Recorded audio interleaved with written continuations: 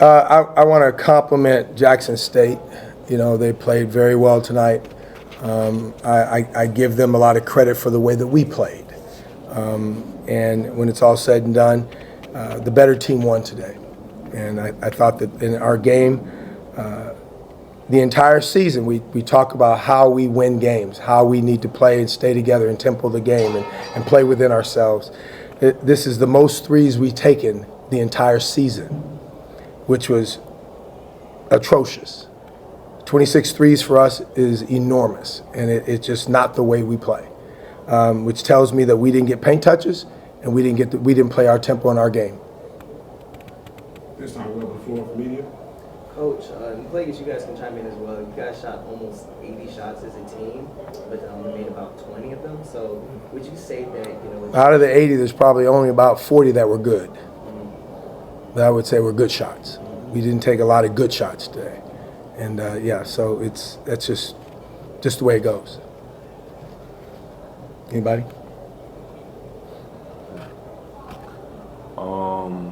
It's tough, man. 20, like Coach said, 26 threes. It's not us. It's not our identity.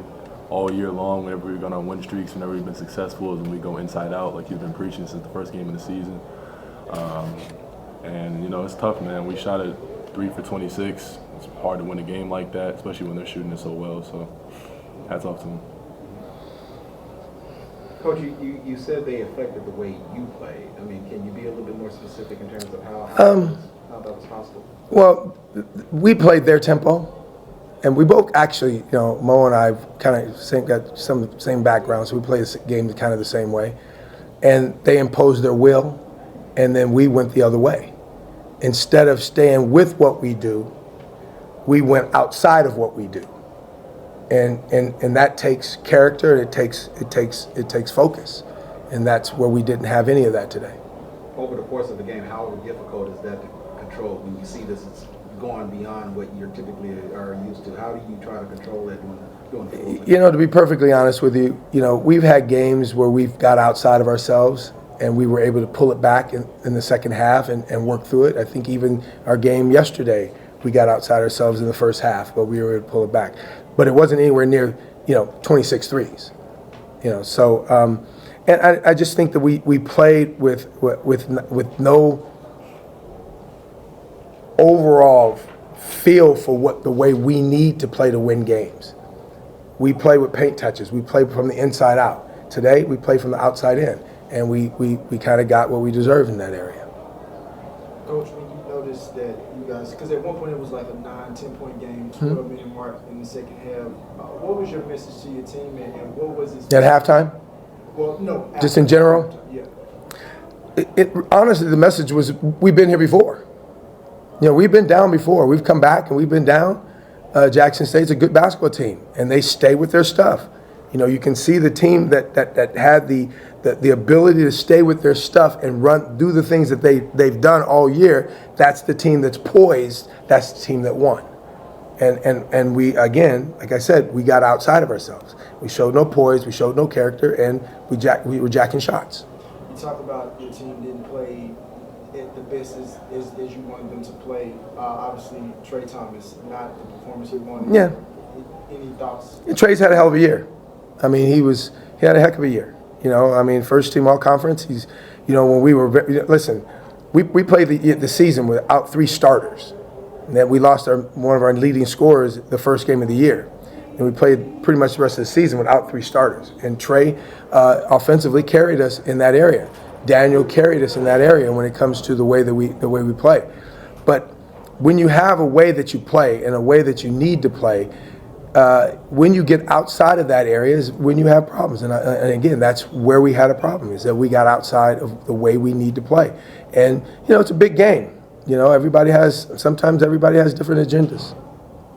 For the student athletes, just speak about your journey coming from summer through workouts, through the season, to get to this point. I know it's not the final decision that y'all would like, but just speak about your journey. Before they do that, I just want to say that always during the season, guys, it's always difficult. Unless you win it all, you end on a loss. So it's tough right now. And so all the things that are coming to fruition right now, you have to talk about. I hope everybody learns from these things. Because all you can do is get better. I mean, from my aspect, I mean, it was a hell of a year. I mean, we had a whole new team. I was a guy that came here last year. We had 13 or 14 new guys.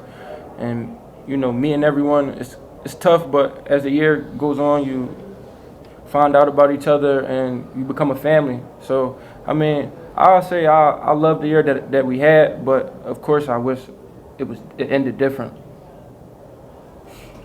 For me, from when I stepped foot on campus, me and Theus had a good relationship. In the summer, he was out watching my workouts, and he was just talking about how much of in a lack of better words, he's just a guy that I've connected with. In my entire collegiate career, through the coaches I've been through, this is my third school, I've never had a connection with a coach like this. Someone who's looked out for me, someone who has done right by me and made sure that I'm good to go. I started every game this season, played every game this year, and he was always making sure I was taken care of, whether that's extra water treatment. He made sure I got what I needed, and I'm just thankful for that.